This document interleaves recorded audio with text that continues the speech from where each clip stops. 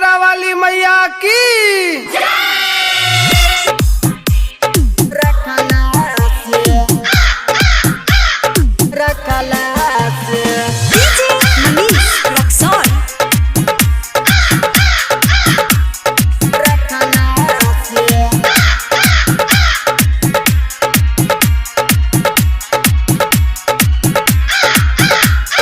मंदिर पर कलश मैया कौआ कलश ले गई राउर मंदिर पर कलश मैया कौआ कलश ले गई राउर मंदिर पर कलश।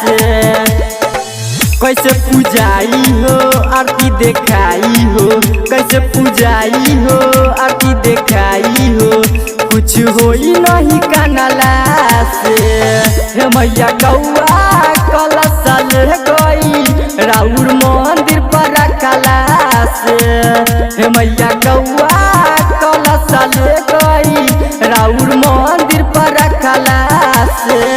डीजे बजबाई के कलशा भरवाई के, डीजे बजबाई के कलशा भरवाई के, लाइनी नदी हो कमला से मैया कौआ कलश ले गई राउर मंदिर पर कलश।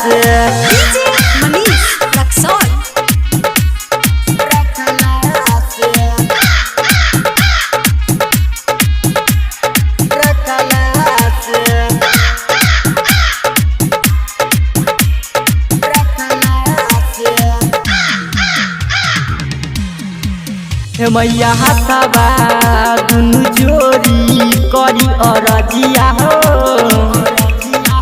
करी अरजिया हो, तने कदी तनी कृपा तेरी नजरिया हो, तेरी नजरिया हो। चढ़ाई बनरियल है मैया अचुनरिया हो,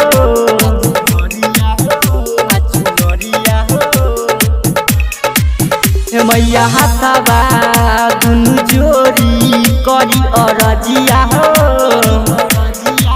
करी अरजिया हो, तने कदी तनी कृपा तेरी नजरिया हो, तेरी नजरिया हो। चढ़ाई बनरियल है मैया अचुनरिया हो,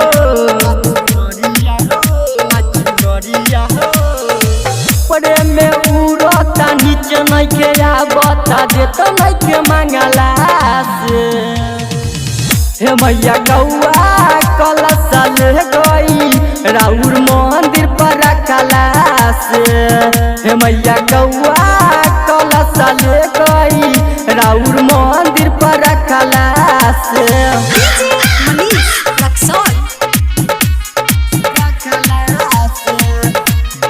रिकॉर्डिंग स्टूडियो दरभंगा।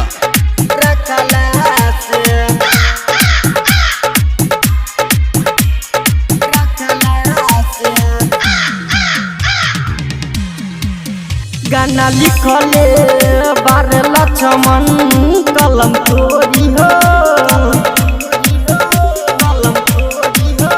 गाना गावे राही रामलाल कल जोरी हो,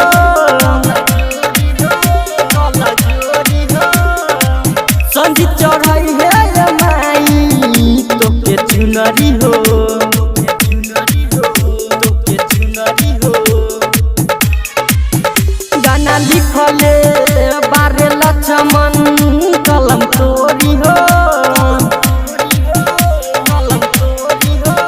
गाना गावे राही रामलाल कल जोरी हो,